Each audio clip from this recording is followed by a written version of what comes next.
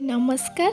चलतु आज आम गोटे नुआ रेसिपी बनैबा जार ना होची बुट डाली छेना तरकारी।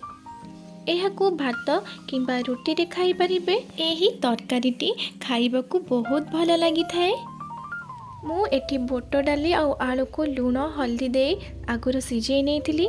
एबे एठी छेना को चकटी छोट छोट गोला तैयारी करी नेइथिली। एबे गोटे टमाटो दीटा पियाज एवं गोटे मीडियम रसुण आउ अदा को भल भाव काटी नहीं जाइथिली। एबे कड़ाई रे तेल गरम करने को देदेली। तेल गरम हो गला परे रखिथिबा छेनार गुला को तेल रे फ्राए करी नेली।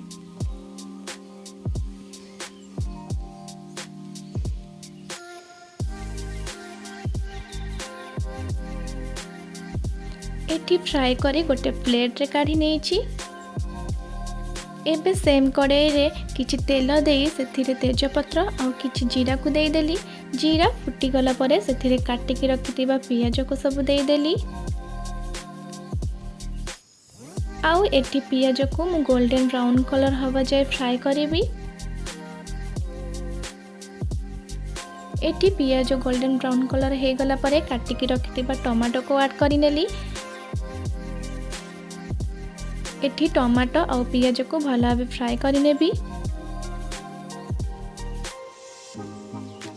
एबे सेथिरे अदा रसुण पेस्ट को दे देबी आउ ताको भल भाव रे मिसै की फ्राए करी नेबी।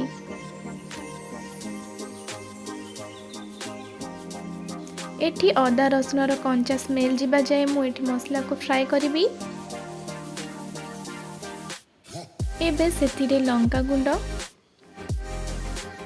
धनिया गुंड, जीरा गुंड, हल्दी गुंड आउ स्वाद अनुसार लूण को देई ताकू भल भाव मिसई नेबी।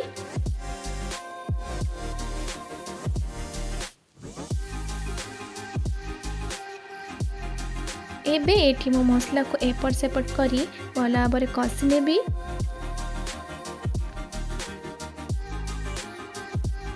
जहाँफल मसलार आउ कंचा स्मेल रही। आउ एठी मसलाटी मोर भल भाव कषि हो जाइछि। एबे एठी मसलार कलर चेंज हो जाइछि। मसला आउ तेल पूरा अलग हो जाइछंती। एबे सेथिरे सिझिथिबा बुट आउ आलू को दे दबा आउ ताकू भल भाव एपट सेपट करी मिसई नबा।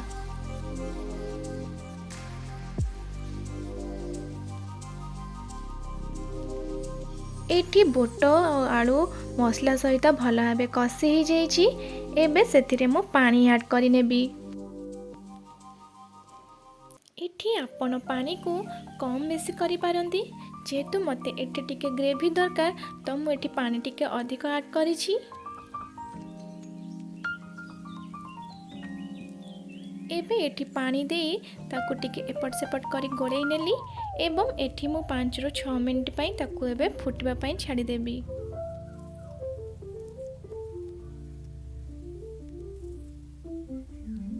एठी तरकारीटी भल भाव रे फुटी जाइछि। एबे ताकू टिके गोळेई नेबी। जेहेतु एठी मु बुट और आलू को सिझे कि नेइथिली तो एठी मोर किछि सिझार नाही। एबे रखिथिबा छेना को सेथिरे ऐड करि नेबी एवं ताकू टिके गोळेई नेबी। एठी तरकारीटी हे गला परे मु सेथिरे किछि कटा धनिया पत्र आउ हाफ चमच गरम मसला को देई देली। एबे ताकू भल भाव रे मिसई नेली। एठी मोर तरकारी रेडी हे गला। एबे गैस को ऑफ करि नेबी।